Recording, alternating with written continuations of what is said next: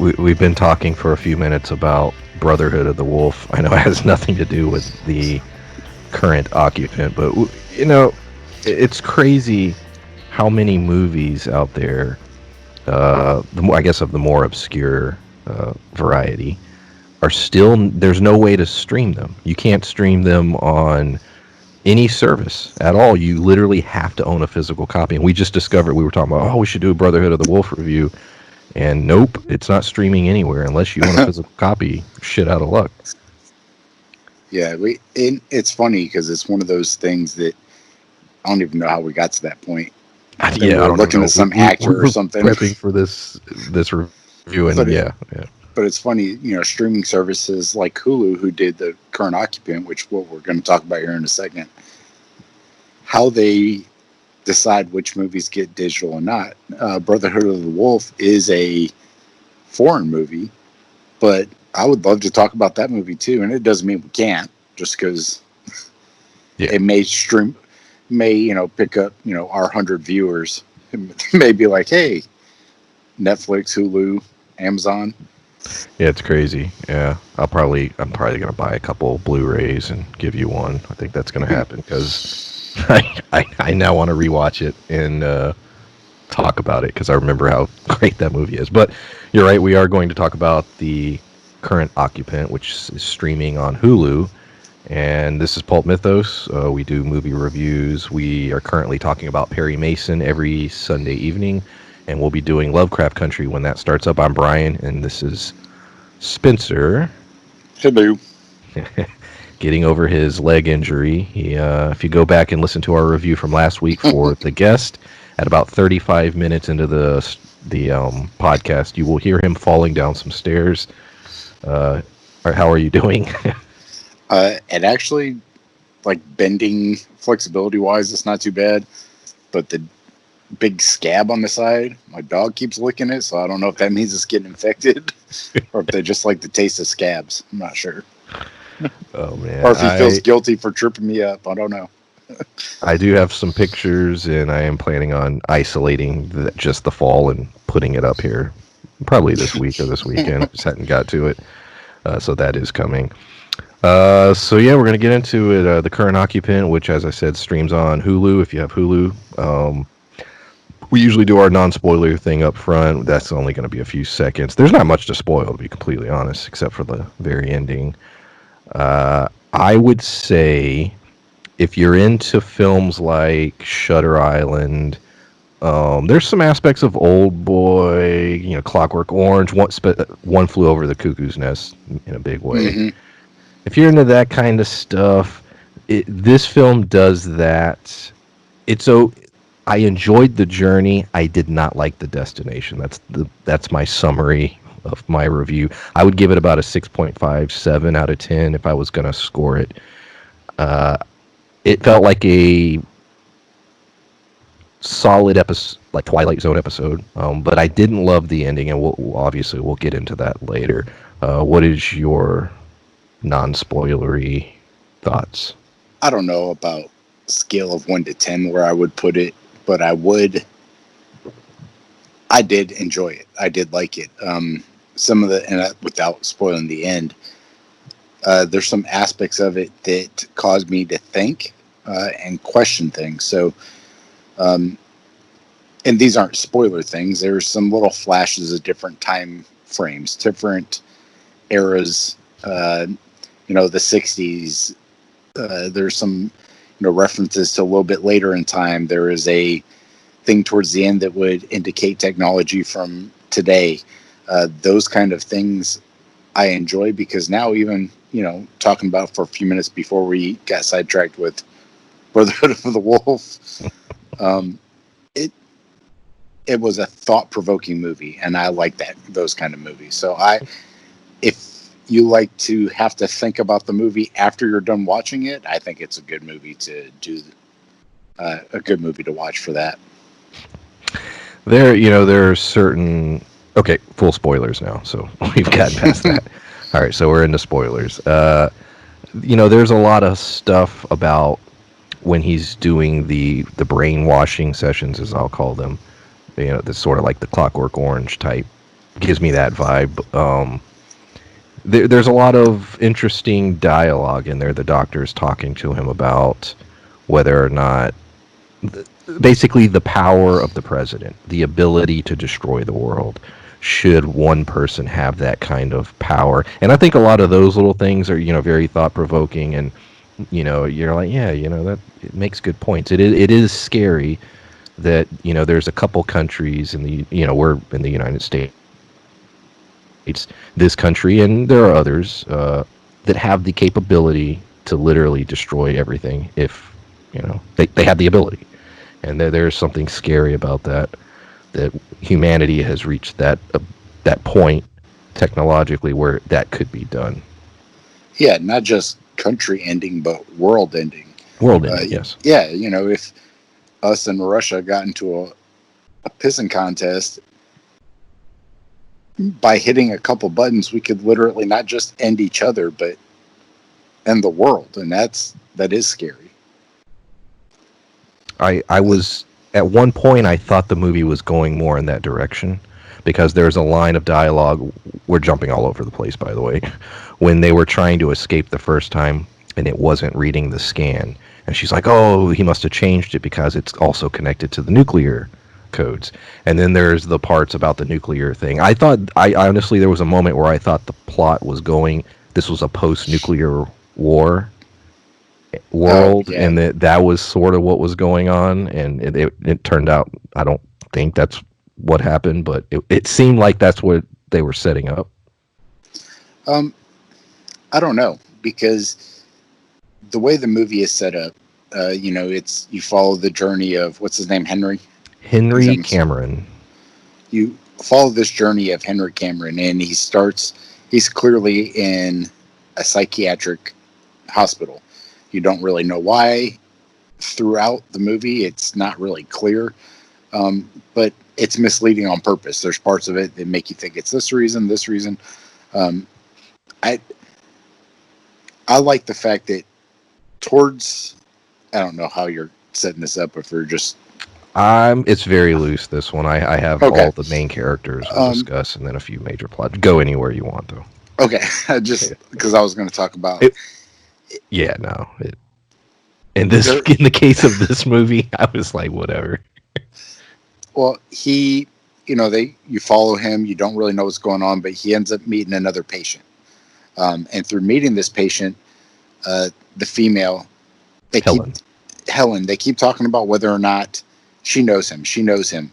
But they allude to him being the president.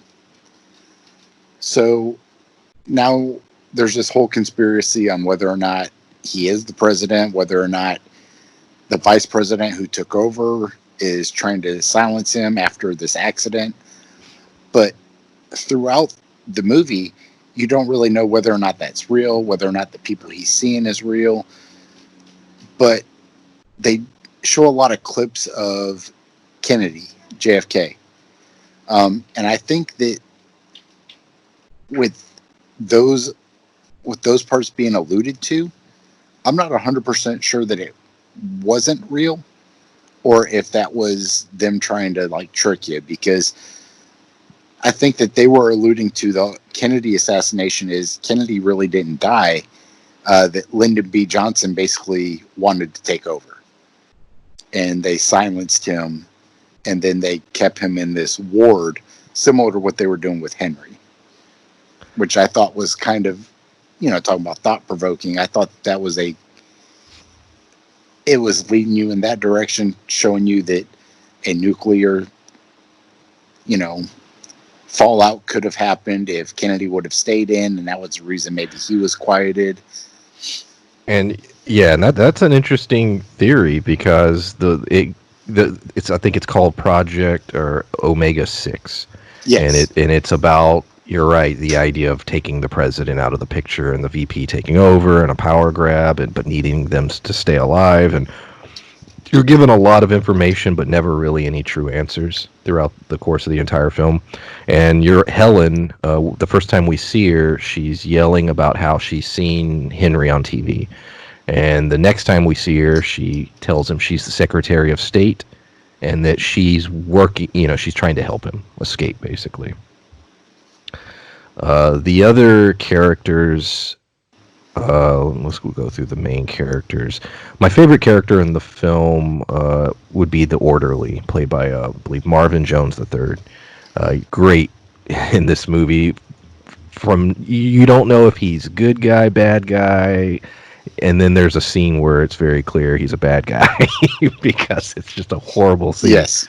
Although he should be, I would understand he's pissed because he did get cut. Henry, I believe, cut him.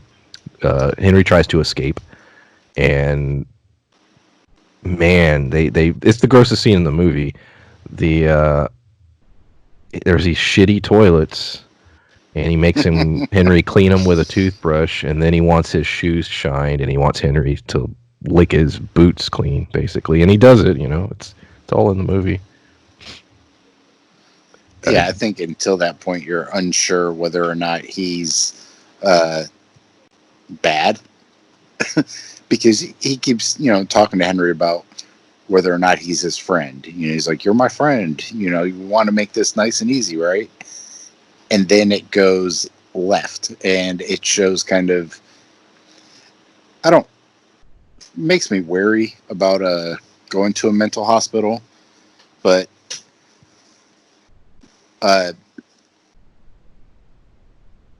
it's weird because you don't know for sure whether or not that would be what would happen, because everybody who ends up in a mental hospital, and they showed a lot of the other, I don't want to say people admitted, but the other people who were in the hospital with him, like they were all treated like shit.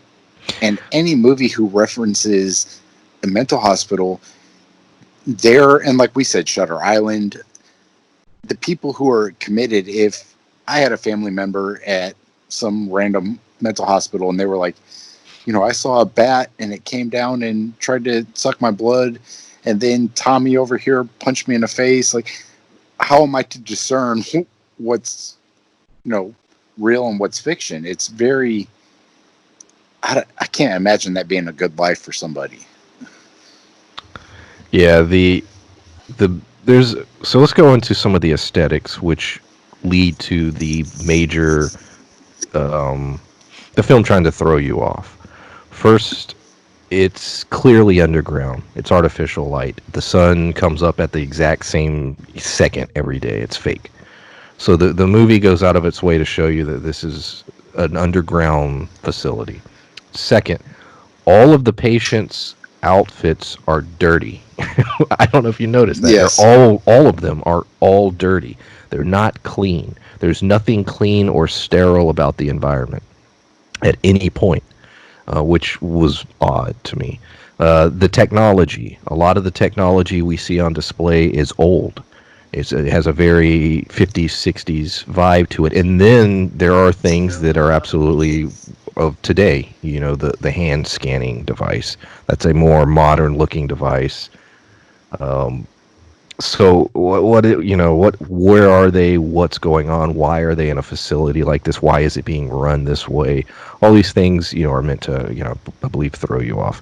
Now, Helen says this is a 1960s bunker. It's old. It was built in the 1960s, which would explain why.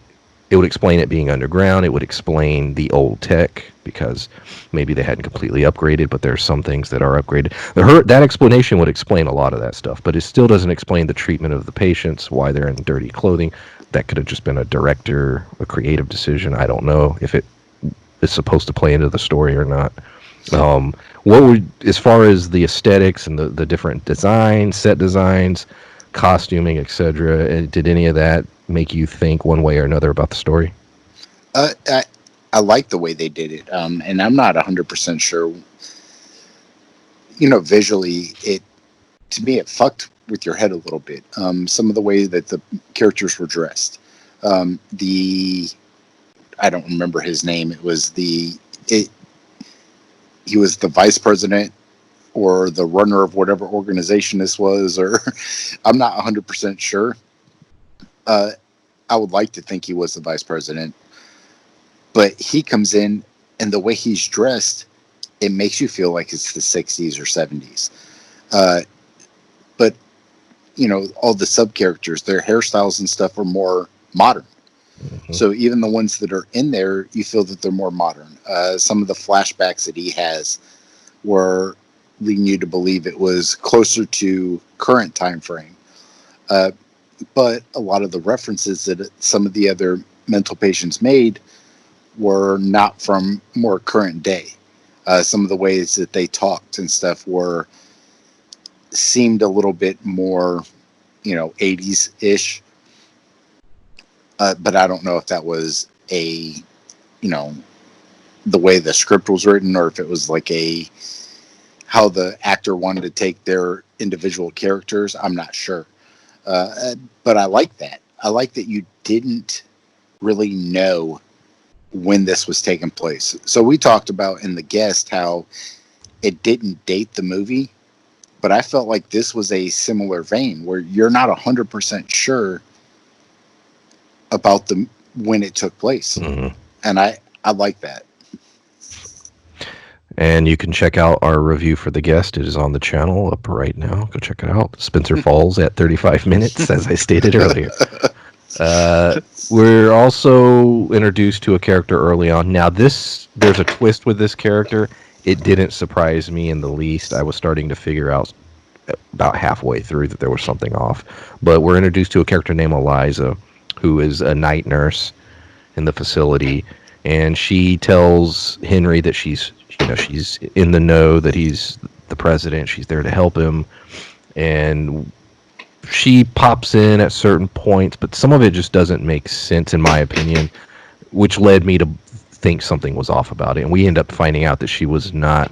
She was in his mind. Basically, she was his dead wife. Did that shock you, or did you suspect something with Well, that character? I suspected something different. I was feeling like the character was trying to give Henry hope.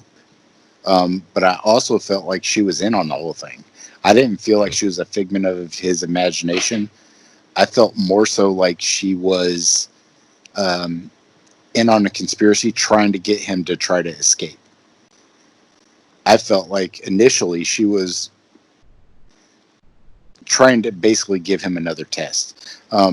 In V for Vendetta, how he kept like egging her That's a on good. Yeah. and like trying to get you know I didn't he even kept think trying about to that get movie. Yeah. her to escape. That's how I felt this character was. Like she was trying to get him to escape to test him. But I didn't feel like she was fake until towards the end. But I'm still not 100% sure whether or not she was. I don't know. There's so many scenes. We'll jump into this now. I was going to talk about it later, but there's so many scenes that feel like they're clips from other movies. The night day cycle in the room, very Old Boy. The Yes. the brainwashing stuff, Clockwork Orange. He tries to smother Helen and put her out of her misery. You know, One Flew Over the Cuckoo's Nest. There's a scene towards the end where he sticks a needle with drugs in it in the Dr. Larson's neck. Terminator 2. That's how she escapes. She's trying to escape. Same exact thing. I think it's a blue liquid, and she sticks it in the neck. The scene before he gets on the elevator at the end, and she says, "When you get up there and you realize that it's not the White House, you're going to have something's going to happen to your brain, and you're going to freak out or whatever." That's Total Recall. I was just getting ready to say Total Recall. So there were multiple points in the movie where I was like, that is straight from this movie or that movie. And I'm not saying that as a critique. It's just, I think as someone who, I don't mean to toot my own horn. I don't know if this is a good thing, but I watch a lot of fucking movies. So the fact that the screenwriter clearly also watches a lot of movies But and pulled from them. but to me that could go back to the brainwashing part. He may have been, because they showed parts where he's watching these videos and he's the only person in the videos. So he's trying to say that, you clipped some of these people out, you edited these, movies to make me feel like what I was seeing wasn't real. But going back to A Clockwork Orange, you're not really sure what's real and what isn't, what's, part of a dream, what's part of this video. But I think that it strengthens the aspect of they were trying to keep him brainwashed and they were trying to keep him subdued. So parts of the movie that he was playing out in his mind, because he would wake up at different points. He never woke up at night until basically 20 minutes into the movie. He mentioned that was the first time he had ever met that nurse. So he was basically sleeping through the night, waking up, going to physical therapy, and doing the brainwashing treatment. So that was happening repetitively, like over and over and over. And he never met this lady before. So as the brainwashing started to take place, maybe he himself was bringing aspects of other things that he knew from his life into that, which could have been a movie or an instance in life or something like that. So if all of this was basically a figment of his own brain, breaking down because of what they were trying to shove inside of his brain, that to me wouldn't be unreal to think that he was, remembering parts of the Terminator or, A Clockwork Orange or, V for Vendetta or any of these things. He could have been pulling from real life experiences or from movies himself. The other notable character who actually has a little dialogue is Garrett the Emperor. I thought he only had a few lines here and there, but it was enjoyable when he did speak. And I think when you do films that cost little to no money like this, I think it was a Blumhouse production, but it was for Hulu, a Hulu original, part of their, they can't remember the name of the series, but they basically fund these, low budget horror films. Typically horror films. I wouldn't call this a horror film, really, but it you have limited money, so you have limited sets. Literally, there's like 4 rooms in this entire film. The most money they probably spent was on the room with all the little TVs, and then the Oval Office thing. But I would guess that the big room he walks in, I would guess that was a green screen, if I had to guess. I would too, just because it was kind of fuzzy the whole time. Yeah.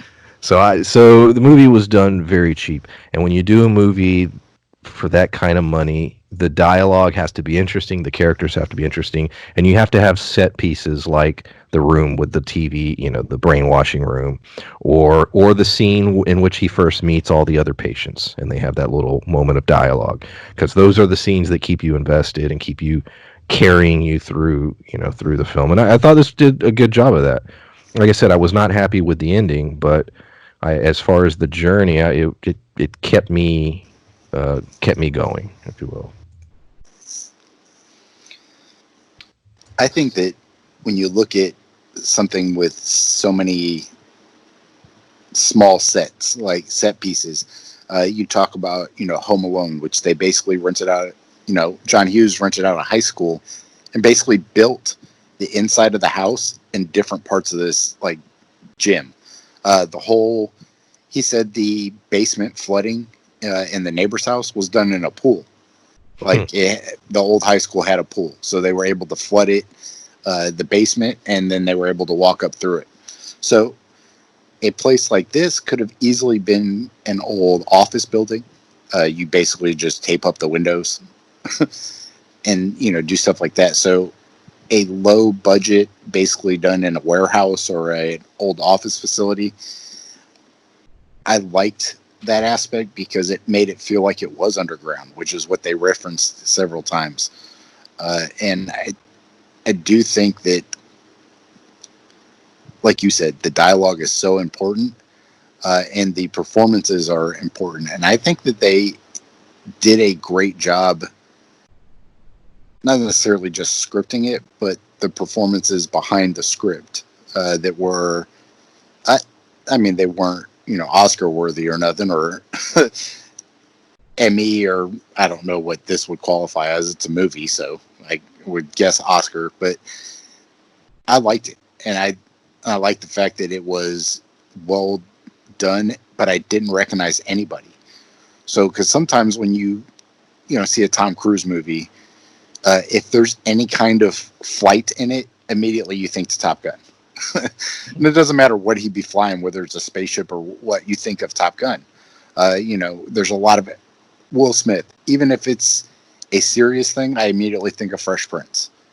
So having a bunch of actors who you have no idea who they are, I actually liked that because I didn't have anything else to attach any of them to.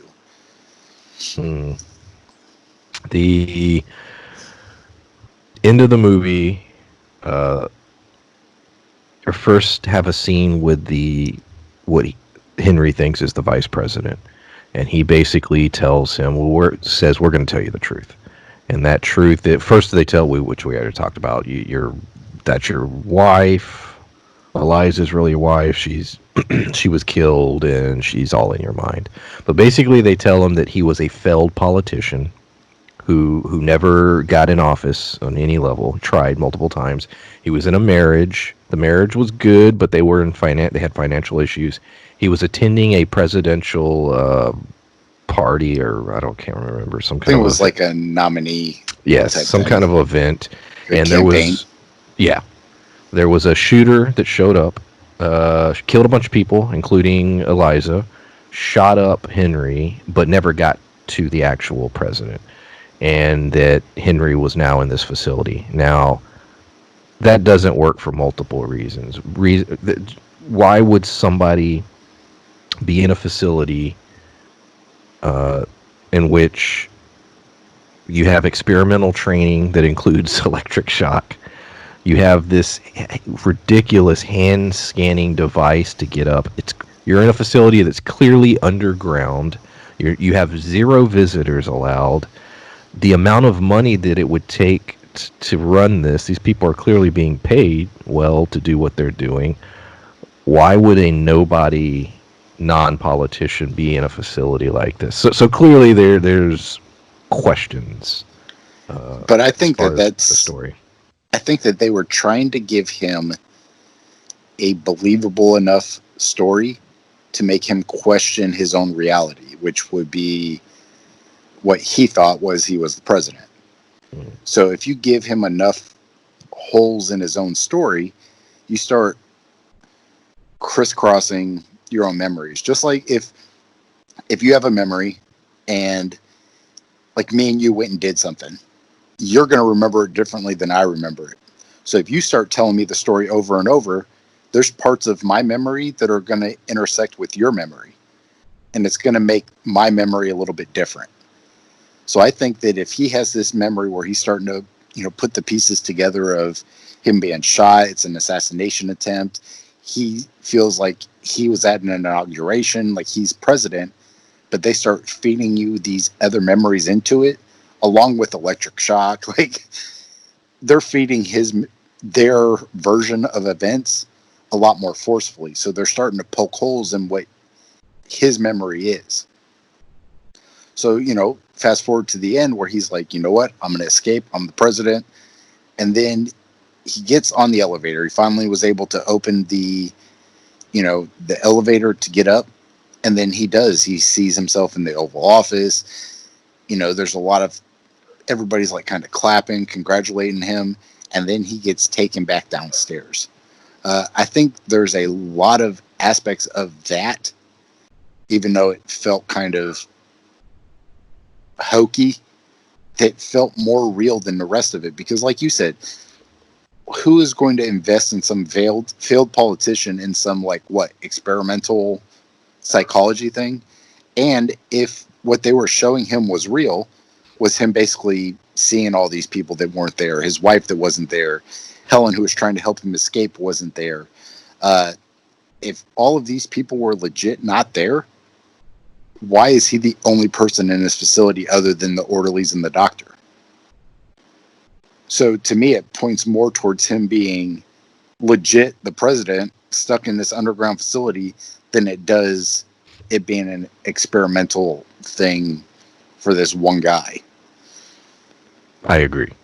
It even though you're right, though that last shot of him realizing that he was just fantasizing about being in the Oval Office, and then he's just basically the orderly is going to take him back to his room, and then cut the credits. There's more evidence that points to that him being the president than not. Now, I had another theory earlier in the film, which they didn't go in this direction. There was a point where I considered, is that Coop? Yeah. Our friend Coop. There was a point where I thought he was being brainwashed to assassinate the president. Oh shit. Because there's a line where they say the guy who shot the president. There's some line early on where they say something about he was delusional or something, and so I was thinking that this whole project was to build a person who thinks that they're really the president. Therefore, when they kill the president, their crazy speech will be, "Oh, but I'm the president. I'm the president." And I thought for a moment that's where we were going with this, and then it just, clearly that was not the story they were telling. But yeah, I don't know. Did you had any theories at any point other than what sort of took place? Like I'm not 100% sure. Like I said, I thought at one point,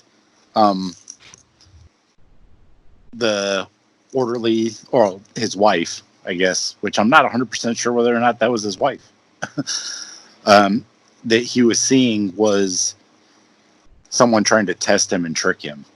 I felt like almost like Shutter Island, which is by the end of this movie is what I felt the most it was like, only because I feel like these orderlies and these doctors and these everybody was essentially there to just keep him under wraps, to keep him occupied because he was the president. So I think that by the end of the movie, these people, just like Shutter Island, where they, to keep his mind from breaking, basically kept letting him play a game. Mm-hmm. I feel like they were letting him play escape the mental institution game. Like he was, like none of it was real. But I also feel like this time he got farther than he did any other time. But I'm not 100% sure how much of what he thought was happening wasn't just taking place in that chair.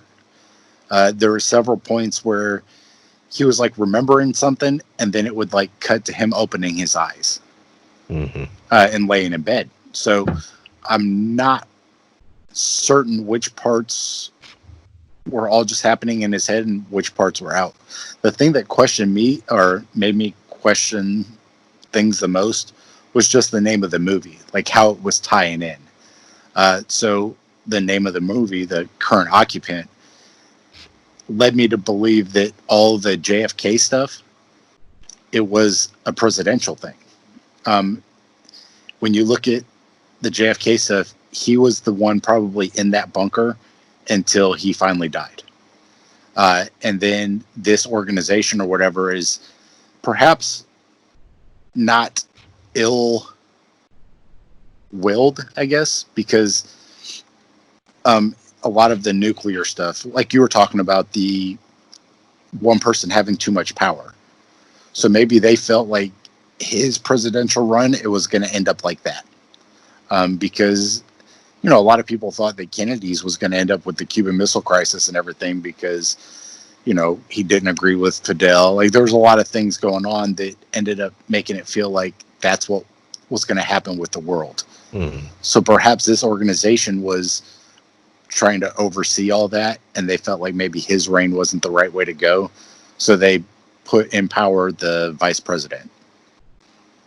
So now he is the current occupant of this facility because this facility is, for high level people. But that's the only conclusions I could draw from the movie itself. So yeah, that's That is the movie, basically. The Current Occupant. Um, I'm trying to think. There's nothing really else to talk about. You have any other thoughts? No, as I like watched it and as we started talking, it started to make me think of other things. Uh, Not other movies necessarily. We did talk about Brotherhood of the Wolf for a while, but Yeah. it made me think, you know, more about whether or not he was the president. And that's why, like when you said that you didn't like the journey, or you liked the I journey didn't but like. didn't like the I didn't ending. like the ending. Yeah. But to me, the ending is what made me think more. Like after watching it, like I started trying to analyze certain scenes, and I actually went back and rewound it to watch a couple of the scenes to try and make sense of them. Similar to like what I've done with Clockwork Orange. Well, like You know, I don't want to. I'm not going to spoil Shutter Island in case we're not talking about that movie, and I don't want to spoil the ending because the ending is everything. But the ending of that movie answers your questions, but it still leaves a big question at the end. And I we'll talk off air if you. I don't want to spoil it here, but it answers all the questions that you are given throughout the movie. But then there's a new question that's posed at the end of the movie that's given to the audience, and I just the way it's done is so brilliant, and so it sort of sets a bar as far as that kind of movie. And for me, the ending of this one, I wish there was just a little something meatier, a little something more that I could have latched onto. And for me, it just didn't do that. well, I think it goes back to acting. I don't know necessarily that this movie could have explained the source material better, like whatever, whether it was a script, a book, or whatever. I think they did a great job. I think it was an However, original. oh, I, that's even better. I believe it was an original. If I'm not actually, go ahead and keep talking. I'm going to look I it was up. going to say Shutter Island was a book, Yeah. but based off of the the actors in Shutter Island, uh, if they would have been in this movie with the exact same script, the exact same everything, look at something Leo would have done. You know, with even Django, where he Yeah. tore his hand to shit and still just kept going. And Uh, I am comparing Scorsese to, yes. I So do get that, yeah. But so that's what I think. Yeah, I think if it would have been, and I don't think that this director did a bad job or this no, producers did they a did bad what job. they could with, They did what they did very good with their budget, with their actors, and with their director. Did a great job with what they were given. And I think had it been, Leo and Scorsese, this movie would have been more memorable, would have been, higher on that list of crazy ass movies that I've watched. But I still enjoyed it, and I would still recommend it to anybody to watch it. But it is not on the caliber of Scorsese and DiCaprio. so the director has directed a lot of sort of television projects, some Walking Dead, the Scream TV series, The Purge show, Krypton, and the Midnighters was a film that this director did. That was they did a film called Midnighters. The writer has only written two films, this and Midnighters. Fuck is Midnighters? Uh, Midnighters. The premise is their marriage was already in trouble. Then came the accident and bad decisions. Their troubles just got so much worse. I have no clue. It came out in 2017. Considered crime drama horror. Mystery. Um, I just looked it up too. yeah, I've never heard of it, but they did that. I think they're brothers, Julius and Alston Ramsey. I'm just guessing. I don't know that fact. So there you go. So they haven't done a whole lot. Looks like the the director did a lot of editing. Big editor. All right, cool. So it's fairly, as far as the writer is concerned, hasn't done a whole lot. This is only the second project. I think it's a pretty decent screenplay for it to be have only written one other film. Yeah. I mean, so yeah, all right. That was the Current Occupant. We still haven't hammered out what we're going to be doing for the next 4 to 5 weeks, but we're planning on doing a series of something. I don't know yet. We're going to talk about it. So the next several weeks will be all sort of connected as far as what films we choose. So look forward to that. Subscribe if you haven't already subscribed. Hit the bell. Mention us on Twitter. You know, Bookface. whatever whatever social media you're on. MySpace. We appreciate the views. We appreciate the likes, and we'll see you next time. Bye. Bye.